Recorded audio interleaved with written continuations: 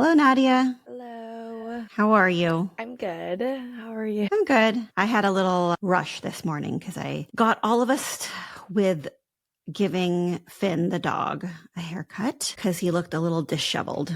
And I see that you got a haircut too. I did get an impromptu haircut yesterday. Haircuts, like what amongst the things that you spend as a college student, what are the ones that are feeling luxurious and expensive? Probably like getting a haircut or getting my nails done. Honestly, everything is just too much. I don't really have money for anything, but like I also recently have become like more aware of not that when I don't have my haircut, when I like before my haircut didn't look presentable. It just like looks bad on me. You know what I mean? Like if my hair is looking dead and too long and Feels like you don't look like you take care of yourself. and when my nails are gross. Yeah, when my nails are gross, when all those types of things. Do you think that like you come from a place of having had stuff like haircuts at a nice salon and exposure to nails being done and things like that, whereas other people grew up never having any of those things?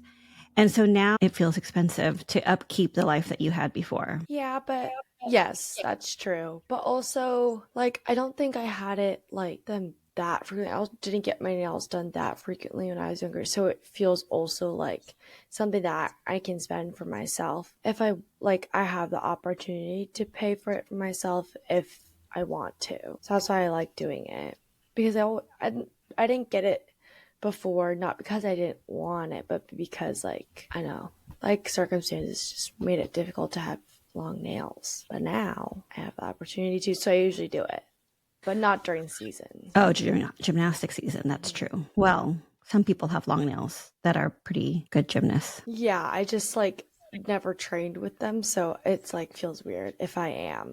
Like I'm not used to them being long like that. Okay, that was a sidetrack to what I really wanted to talk about today. Today is our last episode of this season, this year, and then we're going to take a break for the summer. And we are on our 93rd podcast. Well, between Tanya and I being co-hosts before, and then with you, this is episode 93.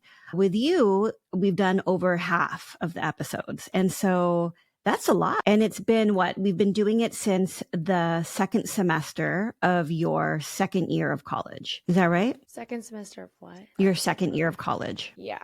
Second semester or first semester? I think Maybe we semester. started it we started talking about it over the summer. I don't know if we ended up like doing anything that first semester, but definitely the second semester. And so what are your thoughts on what we've done so far? Like April 25th, 2025. I actually don't pay attention to how many exact listeners are out there for each of our episodes, but I feel like there's a value to this almost weekly conversation, regardless of who's listening. Do you feel the same way? Like, you mean like to have it even, like I don't look at how many people listen to it either. Or maybe selfishly it's like more for us too, so we want to do it and we're not necessarily like I don't know, the engagement isn't our top priority. We just want to share what we have to say. But I don't know, I like this experience. It's been good. And I also know that it does come up on people's social media, and I know my roommates' moms have listened, like watched like it on social media before, so it happens, but we're not really keeping track of it. Yeah, I feel like if we did, it would take away some of the pleasure of it, actually, to be honest, to look at. Yeah. Well, only because we know there's not that many people listening, so it's not like gonna give like any extra satisfaction. What we have right now is already good, so I don't know. I don't necessarily need to change it. Well, even if there was only one person that listened to one episode and it made a positive impact, that would be enough, first of all. And second of all, if we had a ton of listeners, I feel like I might get caught up in that and feel like just chasing that number. And I'm hoping that actually this candid conversation without any hope for glory of fame, but just like a regular conversation, candid between mother and daughter, is a good model for other mother and daughters? Yeah, I agree. I've liked having guests too. Have you learned anything from the guests? Yeah, I like having guests like when it's something. All the guests so far have been people I like wanted answers from myself, so it's not necessarily. It's like also like for us, we just happen to be recording it and posting it online. So all the speakers we've had so far have like I've also learned from them. So that's been nice. What do you think our listeners would want next year, if anything different? I don't know. I feel like we like to pick and maybe this is what's nice about our podcast. We like to pick and choose when we're more casual and formal, and I don't know. Maybe there's like topics that we haven't covered yet that would be like an interesting conversation. I don't know. Well, it's definitely following the path of your college experience. And so now you're headed into your 4th year of college. How does that feel? Very strange. I don't know. I feel like I can't tell if like high school went fast or if college went fast. I think it might have been high school just because of COVID and stuff. Like that went by really quick, but I've enjoyed college so much so far that like it's like nostalgic in a different, like I noticed the time like in a different way, as in like, wow, I've just had such a good time and I've like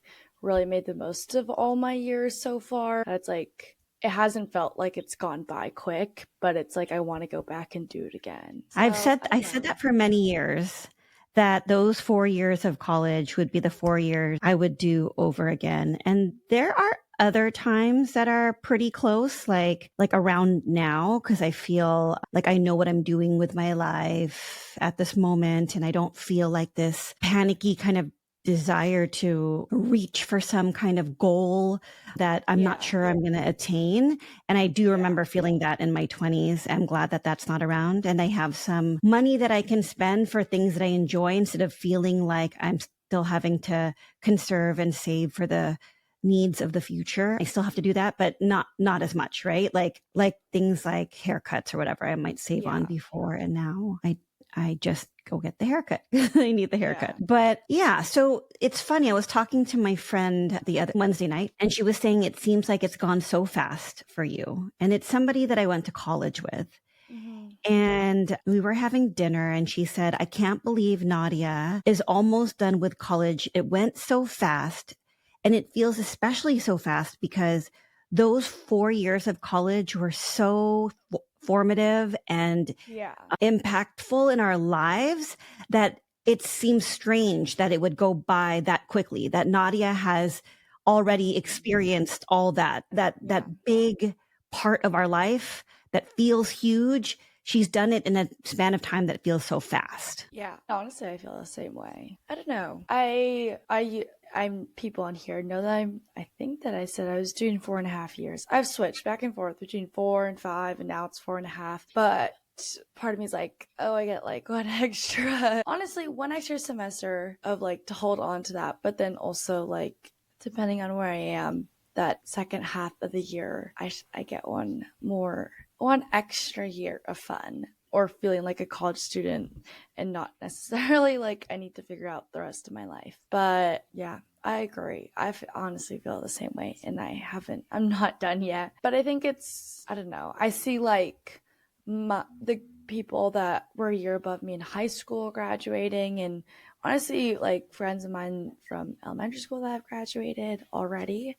And so I feel like, I don't know. It went by fast, but not in like a sad way. I don't know. I'm thinking that extra half year where you're in between and most of your friends already graduated, you'll feel like ready to go. Like you went on a vacation with all your friends and everybody has left, and you really enjoyed the vacation, but now everyone's gone and you're like, okay, I am definitely done now. I need to get out of here. Yeah, I agree.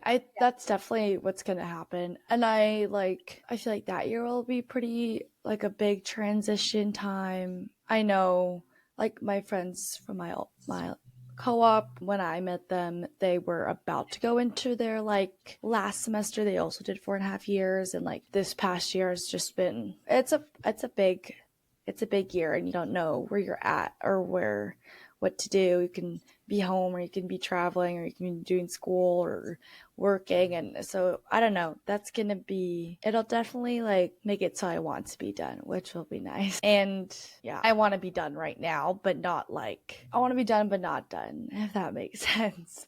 I want to be done with school. I don't want to be done with college, like the experience, which maybe with I think honestly that's like another like motivation factor for me to do a gap year, and a full gap year that's not applying to med school, because like I don't know, I'm not sure, but it's just an extra time for me to like hold on to things and then let them go so a new chapter can start. I'm not really good with the changes sometimes. So is that your plan? So you're going to graduate after 4.5 years, which is December, and then you don't know what you're going to do after that, starting January, but then you're going to take a gap year, say from January to January, not applying to medical school. And then you'll apply the following year. So if you get in on your first application round, you'll be in med school 3 years after graduation. Something like that. So yeah, I'm taking my MCAT this time next year, which I don't know. But so then, yeah, I take the MCAT next year, and then December 2026, I graduate. And then I don't know where I'm going to be for that half semester. I guess it depends on what my living situation is like, unfortunately, which is annoying. But yeah, so it depends on my living situation. And then a full year until I start applying. Wait, now I'm getting lost. This is 2027. 2028, I start applying. And when are applications typically due? I was just talking to someone about, I think it's in June. So I'll graduate in December 2026. And then that next semester, I guess I do it based off semesters, but like that next, like January to April or May, like I'm not sure what I'm going to be doing. It'll depend on where I'm living. And then I actually graduate that May. Like, not graduate, walk the stage, May 2027. Then take a full gap year until I start applying 2028. And I'm pretty sure, like, the application opens in June. Or, like, people aim to get their application in by June, excuse me.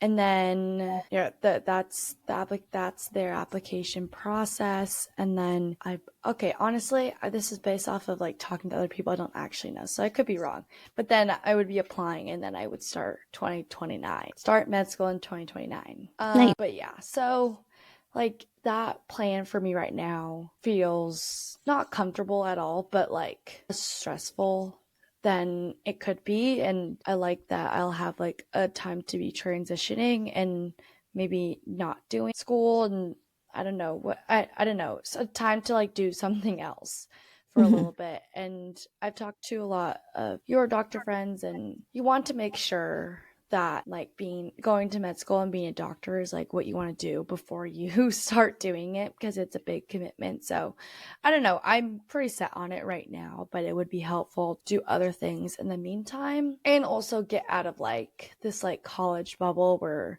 especially at Northeastern, it's really competitive and everyone wants to be doing things right away and like ahead of everybody else, and like everyone's just trying to one up each other. So it'll be helpful to not be in that space and like realize that you don't need to do everything right away. But yeah, so. Yeah, I think it's pretty interesting that you've felt comfortable like owning graduating in 4.5 years. I think like you planned that from the beginning, but also your school normalizes it so then it doesn't feel like a fail or whatever.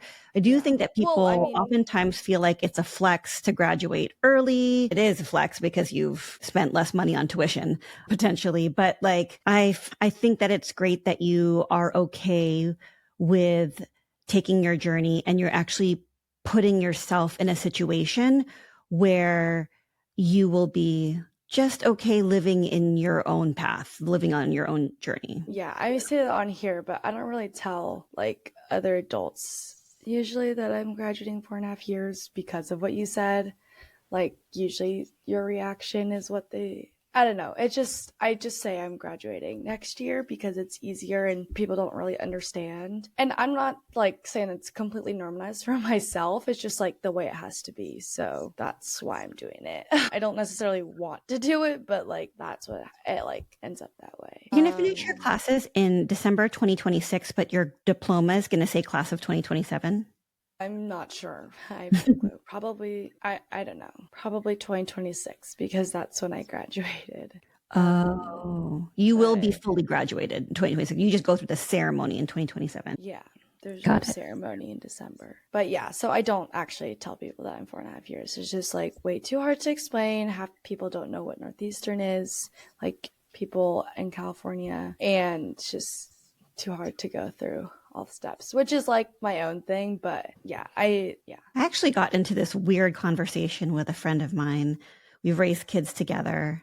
And she was like, so when is Nadia graduating? And I'm like, I'm pretty sure she's graduating after 4.5 years, but I don't know when she walks for the ceremony. And she's like, well, I know when my son is graduating. I already know. I know the exact date. We already have it all planned. And she was just like, why are you letting her go 4.5 years? I'm like, well, it's not too big of a deal because we pay by the unit, and she's taking her prereqs for med school, and her major doesn't fulfill all those requirements. And it's not that much extra money because we're just paying for the units. And that's not totally true. And she brought that up. She's like, well, you're paying for the tuition, that you're paying for the school fees for that extra semester, and you're paying for the rent for that semester. Like, I would never let him do that. And I was like, ugh.